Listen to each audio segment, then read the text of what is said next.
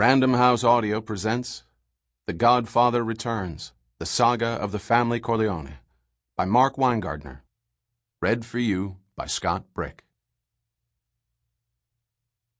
Whoever forsakes the old way for the new knows what he is losing, but not what he will find. Sicilian proverb. They were killing my friends. Audie Murphy, most decorated U.S. soldier of World War II, when asked how he had found the courage to fight an entire German infantry company. Book 1, Spring 1955. Chapter 1. On a cold spring Monday afternoon in 1955, Michael Corleone summoned Nick Geraci to meet him in Brooklyn. As the new Don entered his late father's house on Long Island to make the call, two men dressed like grease monkeys watched a television puppet show, waiting for Michael's betrayer to deliver him, and marveling at the tits of the corn-fed blonde puppeteer. Michael, alone, walked into the raised corner room his late father had used as an office. He sat behind the little roll-top desk that had been Tom Hagen's, the consigliere's desk. Michael would have called from home. Kay and the kids had left this morning to visit her folks in New Hampshire, except that his phone was tapped. So was the other line in this house. He kept them that way to mislead listeners. But the inventive wiring that led to the phone in this office, and the chain of bribes that protected it, could have thwarted an army of cops. Michael dialed. He had no address book, just a knack for remembering numbers. The house was quiet. His mother was in Las Vegas with his sister Connie and their kids. On the second ring, Geraci's wife answered. He barely knew her, but greeted her by name, Charlotte, and asked about her daughters. Michael avoided the phone in general and had never before called Geraci at home. Ordinarily, orders were buffered, 3 men deep, to ensure that nothing could be traced to the Don. Charlotte gave quavering answers to Michael's polite questions and went to get her husband. Nick Geraci had already put in a long day. 2 heroin-bearing ships, neither of which was supposed to arrive from Sicily until next week, had shown up late last night, one in New Jersey, the other in Jacksonville. A lesser man would be in prison now, but Geraci had smoothed things over by hand-delivering a cash donation to the pension fund of the International Brotherhood of Teamsters, whose men in Florida had performed like champs, and by paying a visit, and a sizable tribute, to the Strachey family capo who controlled the docks in North Jersey.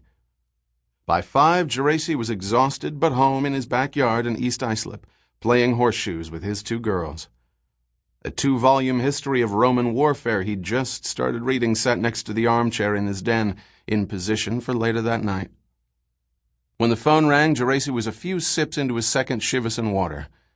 He had T-bones sizzling on his barbecue pit and a Dodgers-Phillies doubleheader on the radio.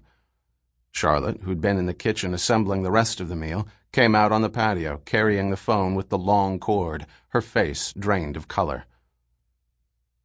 Hello, Fausto.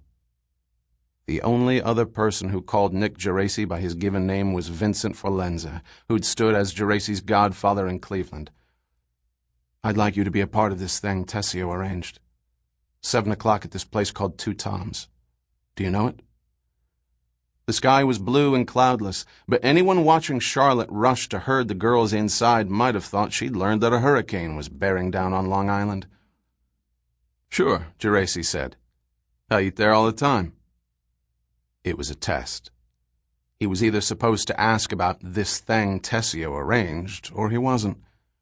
Geraci had always been good at tests.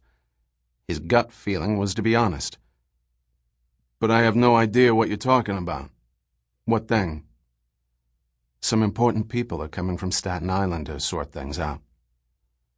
Staten Island meant the Barzinis, who had that place sewn up. But if Tessio had set up peace talks with Michael and Don Barzini, why was Geraci hearing it from Michael and not Tessio? Geraci stared at the flames in his barbecue pit.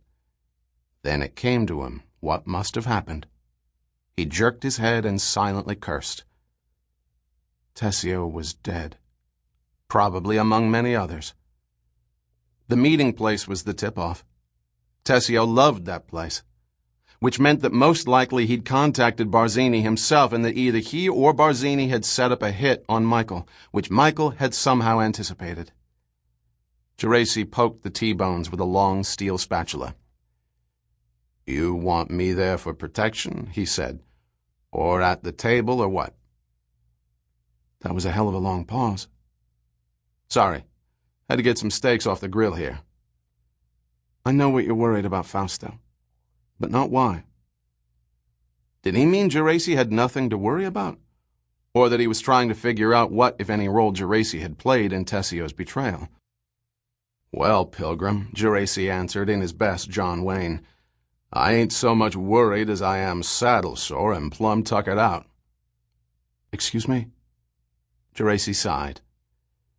"Even in the best of times, I'm a worrier." He felt a tide of gallows humor rise in him, though he spoke flatly. "So shoot me." "That's why you're so good," Michael said. "The worrying. It's why I like you." "Then you'll forgive me if I point out the obvious," Geraci said, "and tell you to take a route there you'd never ordinarily take, and also to avoid Flatbush." Now it was Michael's turn for a long pause. "Flatbush, huh? How do you figure that?" "Bums are home." "Of course," Michael said. "The Dodgers. Second game of a twin bill with Philadelphia." "Right," Michael said. Geraci lit a cigarette. "Not a baseball fan, huh?" "Used to be." Geraci wasn't surprised. Seeing the business side of gambling ruined sports for a lot of the smarter guys. "This could be the bum's year," Geraci said. "That's what I keep hearing," Michael said. "And of course you're forgiven." "For what?" "For pointing out the obvious." Geraci lifted the steaks off the grill and onto a platter. "It's a gift I have," he said. An hour later, Geraci arrived at Two Toms with 4 of his men and positioned them outside. He took a seat alone and sipped an espresso. He wasn't afraid.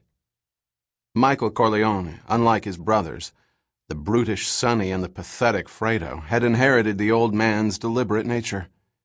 He wouldn't order a hit on a hunch. He'd make sure, no matter how long it took. Whatever test was coming, however galling it was to be tested by the likes of Michael Corleone, Nick Geraci would respond with honor. He was confident he'd emerge unscathed. Though he'd never heard Salvatore Tessio say a bad word about Michael, Geraci didn't doubt that Sally had thrown in with Barzini. He had to be angry about the nepotism that made a Don out of a greenhorn like Michael. He had to see the folly of cutting the organization off from its neighborhood roots to move west and become... What? Geraci had taken over countless once thriving neighborhood businesses built by industrious, illiterate immigrant fathers and ruined by American-born sons with business degrees and dreams of expansion. Geraci checked his watch, a college graduation gift from Tessio. Michael certainly hadn't inherited the late Don's legendary punctuality. Geraci ordered a second espresso. Time and time again, Geraci had proven himself a loyal member of the Corleone organization and, still shy of his 40th birthday, maybe its best earner. Once he'd been a boxer, a heavyweight, both as Ace Geraci, a boyhood nickname that he let stick even though it mocked him for acceding to the American pronunciation of his name, Geraci instead of Geraci, and under numerous aliases. He was Sicilian but fair-haired, able to pass as Irish or German. He kept his feet for 6 rounds against a man who, a few years later, knocked the heavyweight champion of the world on his ass. But Geraci had hung around gyms since he was a little kid. He'd vowed never to become one of those punch-drunk geezers shuffling around smelling of camphor and clutching a little bag of yesterday's donuts. He fought for money, not glory. His godfather in Cleveland, who was also, Geraci gradually learned, the godfather of Cleveland, had connected him with Tessio, who ran the biggest sports gambling operation in New York. Fixed fights meant fewer blows to the head. Soon Geraci was called on to give out back-alley beatings, beginning with 2 kids who'd assaulted the daughter of Amerigo Bonacera, an undertaker friendly with Vito Corleone. Sample complete. Ready to continue?